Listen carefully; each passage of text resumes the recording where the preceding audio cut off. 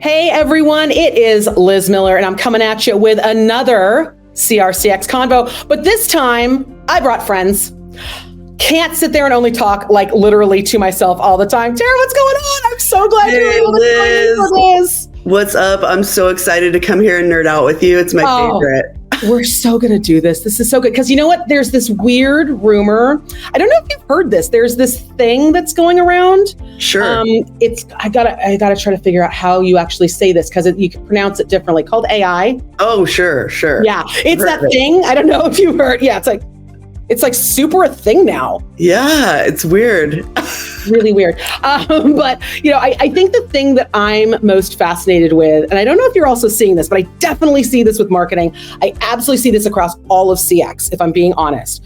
We're kind of using AI in these really big generic terms. Yes. And we kind of walk in and we're like, AI. And then we just kind of apply all these other things that are supposed to happen, whether it's like process or automation or like, we don't necessarily get into what it is we're really talking about. And so I kind of wanted to spend the first few minutes of us chatting, diving deep, right? Like, let's actually talk about some stuff. Yeah. So if we're going to talk about these models, data, AI, when you think about AI today for you, what does it mean for you? Like what pops into your head of like, AI, this is what I'm here for? Yeah, if I'm thinking about it from a marketing perspective or a CX perspective, and I want to get sort of into those use cases that you just talked about, like automation, for example, automating manual processes, right? For a marketer, that might look like something like versioning creative, right? Right. Pre-AI, the creatives would just have to make 17 different versions of the ad units, and if we were lucky, they would launch them, and then there'd be an error, and you'd have to pull that down, and it would be terrible. Now with things like Gen AI, that's a tool that can help us scale manual processes, right? Totally.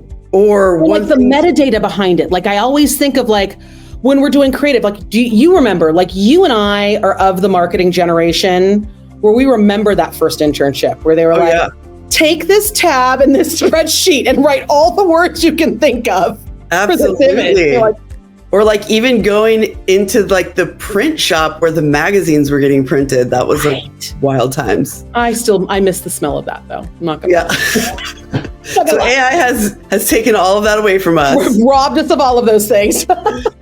One of the really intense things that I think that CX and marketers struggle with is pulling together results, right? From all of the different campaigns, all the different programs and channels. With AI, that's something that you can aggregate your data from all of your channels in one place, right? And figure out in real time, is my messaging working? Is this campaign working? How's it going? Do we need to, shift budget elsewhere? Yeah. And then I think the concepting and brainstorming piece for marketers is huge, because I think when AI first exploded into marketing, a lot of marketers thought that it was going to take their jobs. But what we're seeing is that it's actually a better tool to augment marketing creative and marketing brainstorming processes, right? It's just a tool in the marketer's toolbox. Yeah, totally. Like I love that.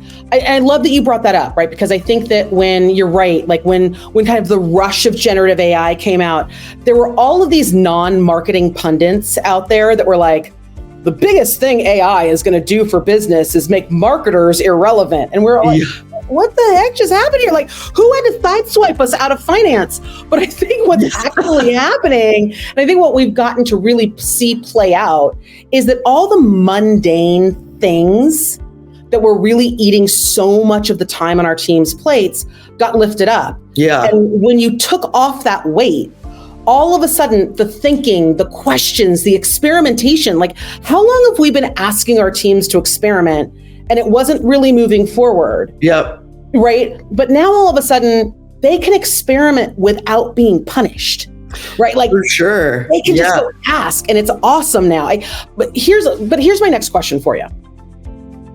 because you bring up something super important when you talk about results. And I love that you brought this up. Yes. Because I also think that marketing has had a tendency to look at results where we could see patterns of results, which for marketers tends to be in marketing's domain. Yes, for sure. We can't necessarily start to ask questions of other data sets. We weren't able to really look beyond the walls of our systems. Absolutely. AI has kind of been helping us poke holes in a lot of those silos that we've kind of been frustrated about, because now we can say, hey, wait a minute, this campaign happened. Did we also see an uptick in customer service? Absolutely. What happened with sales? So are you seeing AI make a more definitive impact across CX with your customers? It really is, because you hit the nail on the head when you talk about the different functional areas kind of having siloed data sets, right? It's really important as a customer service person to know that my customer just tried to solve their problem 10 different ways and they couldn't do it. And that's why they're here talking to me, right? And it's my job. Marketing, don't send that campaign. They're literally yelling at us on the phone right now. Yeah, or like they already have that product that you're trying to sell them, which is a total waste of budget and time and just resources, right? So it's AI is really helping us look at the entire customer life cycle and the entire customer journey, right? Yeah. So just because someone started in one spot, it doesn't mean that they're going to make it all the way to the end of the journey that you want them to go on. Yeah. Our customer journeys now are just super nonlinear. And when you think about your life every day, how you're in and out of channels, you're on and off devices, you really, everything that you do is generating data, and the more stale and siloed that the data is, the less relevant your interaction is going to be with your customer and your prospects, right? And it's also like with AI, it's also given us a bit of a window into redefining stale, right? I think for a long time with marketers, we've always wanted to be like, okay, we have to hoard all of this data. Like I've got to hold on to it because I don't know when I'm ever going to need it, or if I'm ever going to have a system that can use it, or like there was always, I mean, we've always worried about data, but we've always had like a water hose of it, like firing at our heads. For sure. But I feel like now with AI, we can start to say like, okay, this is when this data gets stale. Now, it gets stale for a real-time decision about a real-time consumer shopping decision right now, but it might not be stale when it comes to our long-term forecasts and analytics. So it's almost like we can right size where and when that data needs to be deployed. And it starts to change our narrative away from that need. And I love that you said it. It's that need to like, I'm going to create this journey, and it's a hard and fast journey, and dang it, you're all going to go on it and you're going to love it. Love this journey, right? Like we've kind of been able to loosen the reins of that mentally. For sure. And you know what? I'm a consumer too. And so are you. We all are. And we've all been stuck in that never ending journey where we're getting pushed to the same thing that we don't want, or the place that we don't want to go. Right.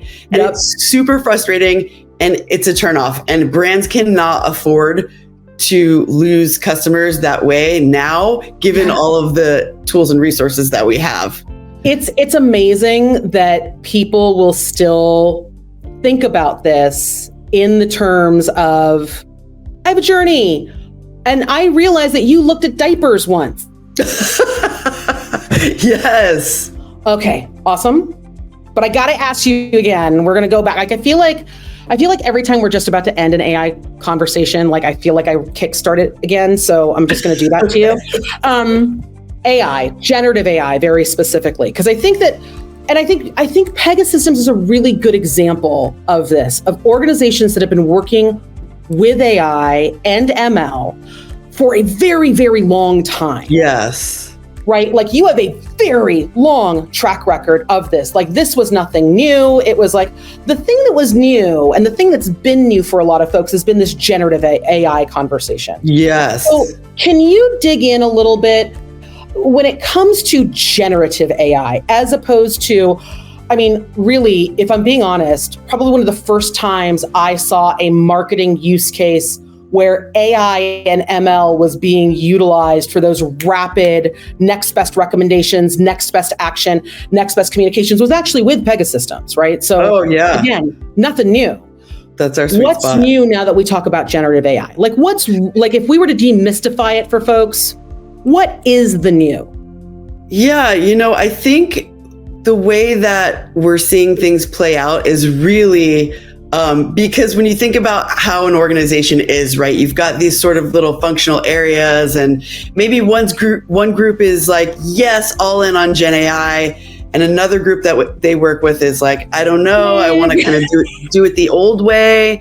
So I think with generative AI, one way that we're seeing this play out, especially for marketers, is that they're utilizing it in new ways to figure out how to arrive at those best results, right? I just saw an amazing use case where a client is essentially reducing the amount of touches that they have with their external vendor partners that they use in their marketing stack, because they're able to concept through with generative AI. They're able to say, okay, we want to come through with 10 different email treatments and show you kind of what we're thinking. And then the creative agency comes back and says, okay, here's another round of creative, and it's closer to what the end result that the brand wants, right? Yeah. You don't have to go 10 rounds with your creative agency, and there, you've spent 50 hours of their time. Money. So much money. That's money. Money. Your marketing ops person wants to quit. Right. It's a bad scene, right? But when you have a tool like this, you can essentially scale creative. You can scale interactions, but you can also scale offers and creative and content the same way. Yeah. And I think it also allows everyone to come at this from a level playing field as far as the language that we use in our organization to query things, right? Like customer service calls it one thing, sales calls it another thing, marketing calls it a thing. But now, because we have these generative AI pathways, we can ask our data something about that interaction between us and the customer. We can ask why someone didn't do something. Yes. And it begins to pull all those pathways together. And while the AI models that are actually delivering the recommendation, crunching that, those are the same foundational models that, folks like yourselves have been perfecting over time. It's that generative AI layer that sits on top that kind of gives us all that level playing field. Absolutely. Where we can talk to each other, which I think is also super cool. It's great. I do have to say, though, that I'm hearing certain organizations are just kind of shutting it down altogether and not using generative AI at all. What's happening? Because they don't have a policy around it. They're not used to it. They fear it. And I think that's a huge miss. And that's going to cause like major lags for brands that are not using these tools. It's really it's not going to be a differentiator for long, right? It's going to become table stakes. And so those brands that are approaching Gen AI with fear, they're going to miss the boat. Yeah. But I also, it's funny because I think more and more, you and I both see the headlines, right? It's sort of like Scarlett Johansson's mad because her voice sounds like these things keep happening, right? It seems like there's a little bit of generative AI that came with this label that told everyone that we should just race forward and ask for apology. Like, what is that? Like, don't ask for permission, ask for apologize later. Like, ask for permission. Like that is part of the attitude. And it's like, no, let's not do that. I think though, what I appreciate about a lot of organizations, and I will say this is absolutely true of Pega, is that you have teams internal to your organization that can field the hard questions. Yes. I think the thing that when I hear, whether it's a CMO or whether it's a CIO saying, we're not letting generative in until we have these questions answered. Yeah. My next question is always, well, then who did you ask the question to? Exactly. If you just ask the question internally, that's awesome. That's an awesome first step. That's the first step to the policy. That's the first step to your strategy. But then you have to ask the question of every vendor that you're working with. And if you don't like the answer, that's your answer, right? I think that that becomes part of it, because I know that I can ask you and I can ask the team. I have asked the team hard questions about AI. what are you doing to, to protect this model? What are you doing about the prompts, right? And there are real answers that come back on that. And that's so important to this process. If they don't have the answers. Yes. I mean, it goes back to organizational culture, I think, in that instance, right? So if you have a culture of transparency and accountability, that's going to permeate into your policies around using generative AI. And if you don't, that's also, like you said, that's your answer. Right. Like there's a flag, like there's a flag, there's a color there. Like you need to acknowledge it. Okay. So here's a question for you. If this last chapter of this novel called Being a Marketer for you and I, like you and I live this novel called Gone with the Marketing, or whatever we're going to call it. Yeah. If our last chapter was called That Year That Had Generative AI, right? Like if that's the last chapter name, what's the next chapter going to be named? What do you see coming next? Because we can't stay on this as the only thing everyone wants to talk about for too much longer. Right? Yeah. So what's the next chapter for marketing? I hope that the next chapter is trust adaptive analytics, trust the models that are there to do the thing you're wanting them to do. Yeah. We see a lot of, with marketers, you really want to grip tight onto that brand. And you're like, I want to have control over every aspect of this brand. And I totally get it. Brand safety, all that. And you are responsible for results, right? You drive business results. So you have to show and be accountable and responsible for those results. But when you try to control the models and you try to force them in a direction similar to a customer journey, they're not going to be able to give you those results that you're hoping for. And you've just invested all of this money and all this time in this very powerful tool, and you're not letting it do its job. And that kind of breaks my heart a little bit when I see these brands that just kind of won't let the adaptive analytics work. And they get bogged down in what they think their customer wants when the data is maybe saying something else. It's that old marketer gut feeling. Like, I have a gut feeling that this is what they want, or like, this is the segment. And you're like, no one wanted it. Like, no one wanted it, But I also feel like there's going to be part of our chapter that's also just going to read like, now go do something. Right? Like, I feel like the last, and it's not just the last year, right? It's not just the last year of generative AI.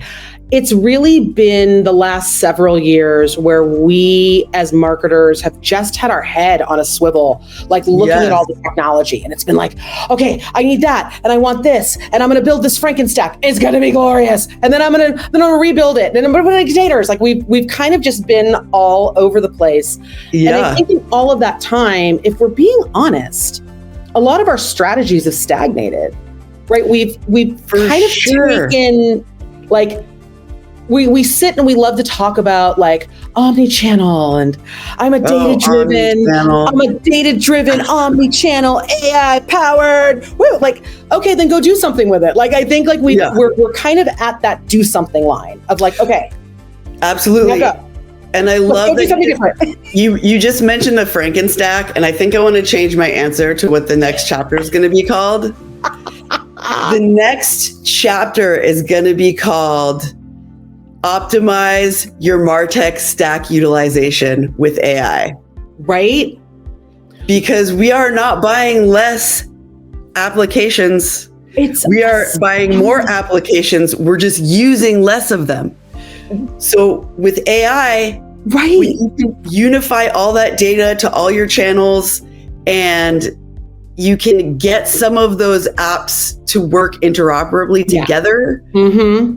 You're reducing not just budget waste, but if you think about the environmental waste of having 40 apps in your MarTech stack and using 10 of them, it's vendor management, it's computing, it's digital asset, like it's all of it. It's DAP. It's like you're so right with that. Yeah. And if I hear, like, given what you just said, after everyone has clearly read our best-selling business novel called I Survived Marketing, with our chapter on reviews, whatever we decide to write after this, is if I hear people saying like, oh my God, my budget keeps getting cut and I have to do a lot less with more. You know what you could be doing more with?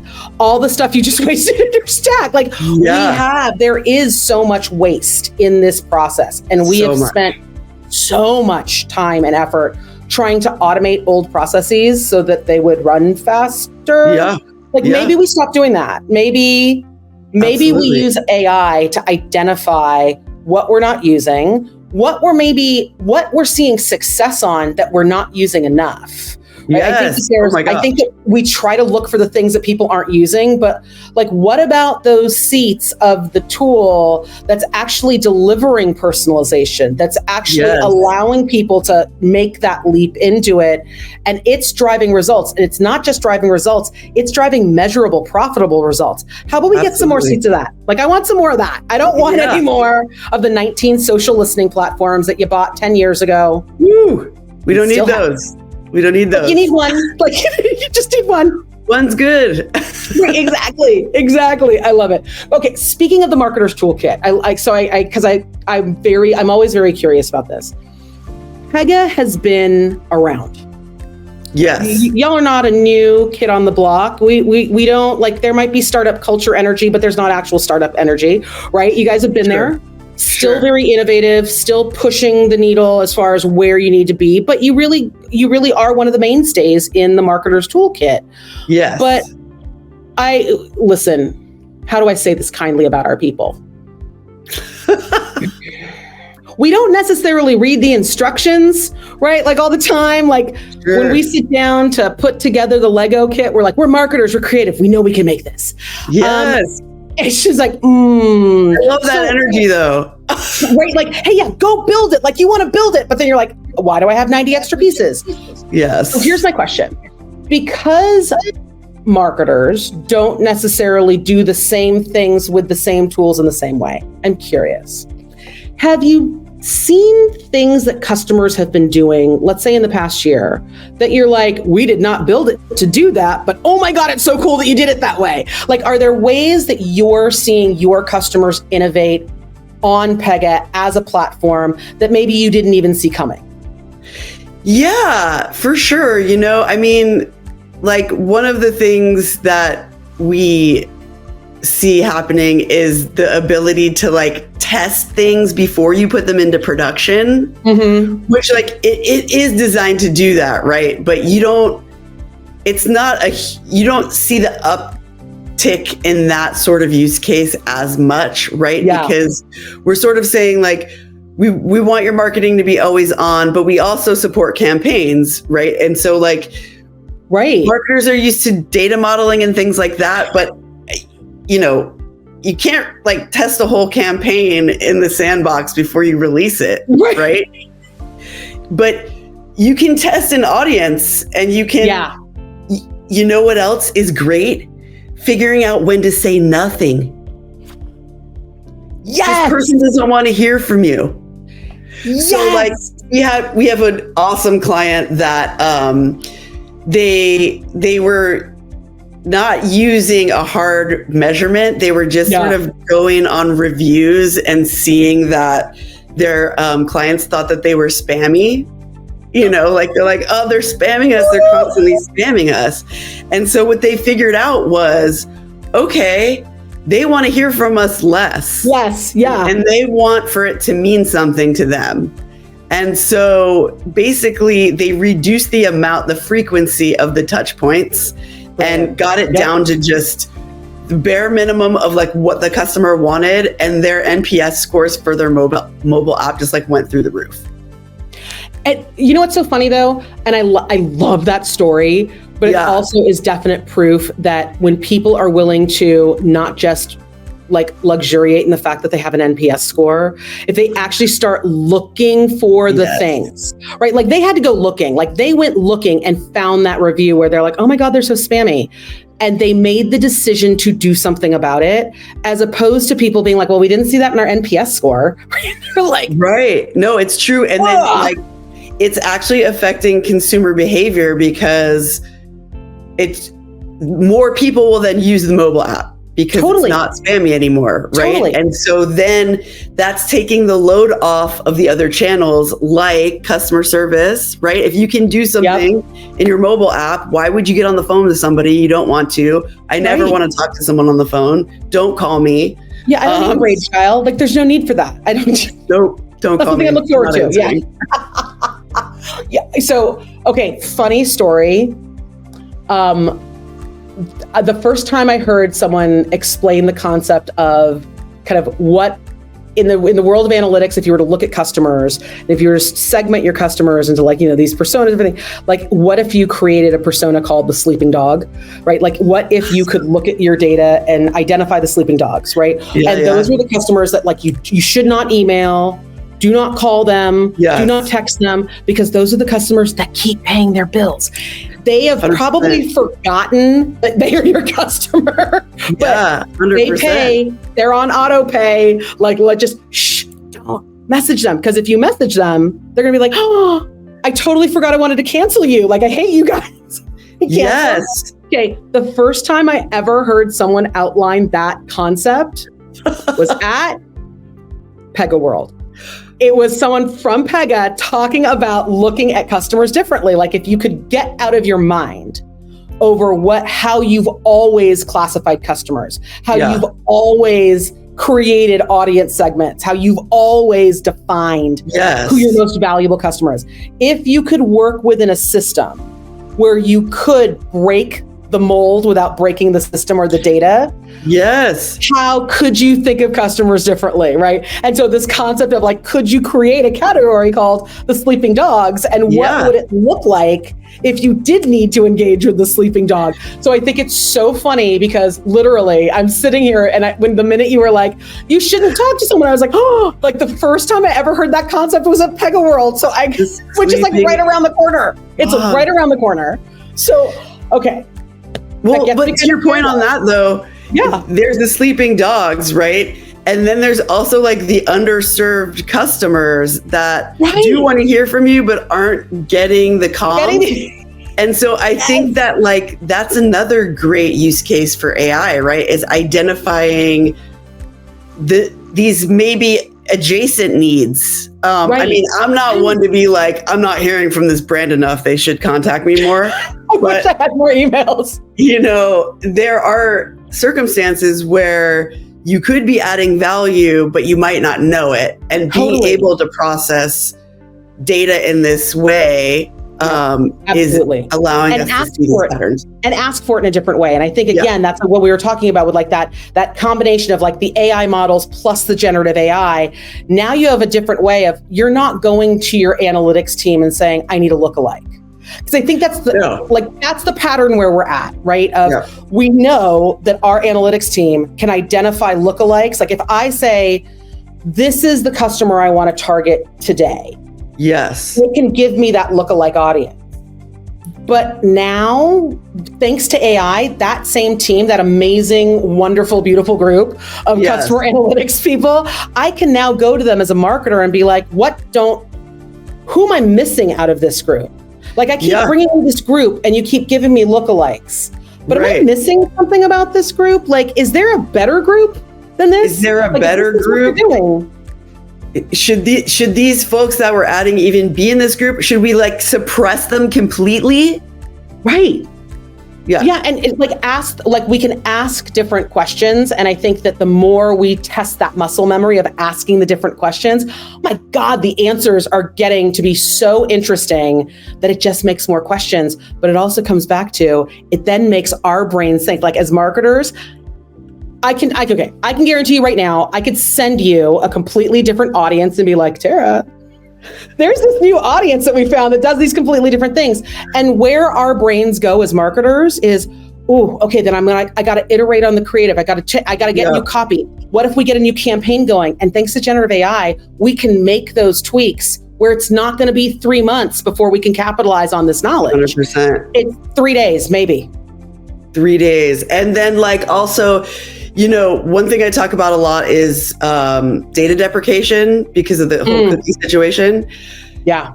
Paid channels historically have been really siloed, right? And so we're not able to get the same data that we need from those channels in the same time period. Yes. Like maybe I'm getting reports like every other week, but really if we're talking about the way that customers behave now, you should be monitoring that like daily.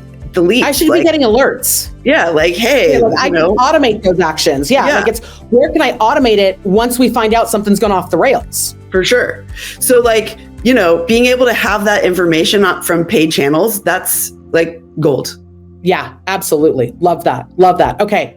We're right around the corner from PegaWorld, like literally right around the corner from PegaWorld. Oh my God. We are. So what should we be expecting? Like, what is the experience going to be? What is on the must, like what is on Tara's must not miss list? Yes, there's several things on the must not miss list. So the first one is the Innovation Hub. So the Innovation Hub is like the toy store where you can go in and test out all the cool toys and figure out which one is the best, which one's going to help you the most. I love that one. And the folks at Pega are so brilliant and fun and funny and smart and great. So interacting with them will just be a joy. So you get to play with cool tech and interact with the people in our Innovation Hub. We have a lot of really good breakout sessions for the product that I work on, specifically Customer Decision Hub. There's going to be some really great brands talking about how they use data from their inbound channels to power their outbound channels. Stop it right now. We're supposed to separate those things, and those two streams are never supposed to meet. But they're meeting. They're getting together. I love it. That's awesome. And I don't know if you've heard of Blueprint at all. It's this amazing technology that we have where you can blueprint some app design, low-code app design. The marketing tent, the marketing umbrella is large, and we've got a lot of user experience, UX designers in here. So that's going to be helpful for them. And so then I think like you're a marketer, right? So like you normally stick with the marketing subject matter. Totally. Like I would be like, here's my marketing track. Let me go like, is there anything that's like okay, marketer, get out of your comfort zone. Yes, like, there is. See this. There is. So our CTO is Don Sherman, and he's first of all, he's great. Kind of a mad genius. I'm not going to lie. Like, let's be very honest here. And he's done improv. I don't know if you know that about him. So he's like the best on stage. But he's going to be talking about in one of the keynotes, real-time optimization.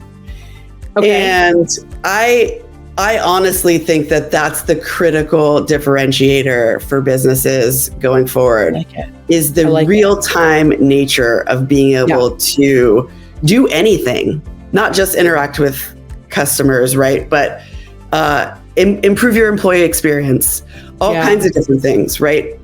In service of a more autonomous enterprise. So Don's going to really just put it all out there. So I like that. Don't miss him. I like that. I like that idea. I think that it's interesting because I've spent a little time with kind of like revenue management and revenue optimization folks as of late in a couple of events. And the thing that keeps coming up is even being able to look at your end of day to optimize what you're going to do tomorrow is very quickly becoming too late. And when I hear that message, I immediately start to think of marketing and how we think of real-time optimization, in-flight optimization. Absolutely. And we've done a good job. Like we've done a good job of closing the gap of like, we no longer wait for the campaign to end to then think about the optimization. To be like, we know that's bad. So we don't do that anymore. But we do tend to like wait till the end of the week, or we'll wait until the end of the day.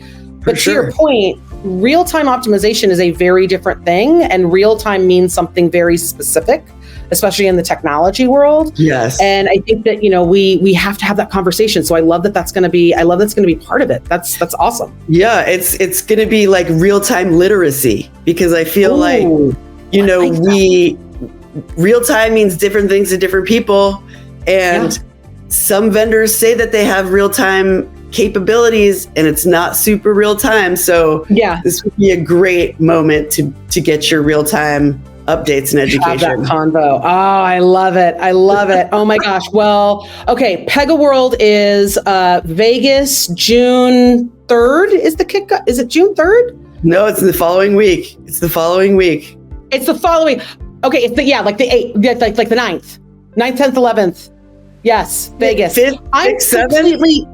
I'm apparently sending people to Vegas at some point in June for PegaWorld, but we'll be there for the whole month. So just send them out. We're just going to be there. We're going to hang out. It's fine. It's just like every analyst. We just live in Vegas or Orlando and it's fine. But seriously, folks, look it up. PegaWorld. It has been something that I have been going to for a very long time, even as a marketer, just to figure out where I need to be thinking next. So I know I will be there. I know you're going to be there. Like we're going to catch up. We're going to trade war stories about our kids. It's going to be awesome. Absolutely. Love it. We should just bring them. I think we should just have like next maybe PegaWorld 2025. We need a break. We're going to bring them and just leave them with Alan. We'll be like, see ya. Teach them chess. Yes. We're out of here. Yeah, and we're just going to leave. It's going to be great. I have volunteered the entire Pega team for a whole new event experience, but it's going to be awesome. The game. Exactly. Well, hey, I'm going to see you in a couple weeks. Thank you so much for coming and talking to me. And, listen, folks, hang on because we're going to have another CR CX Convo coming soon. But Tara, thanks so much for being with us for this one. Liz, thanks for having me. I'll see you soon.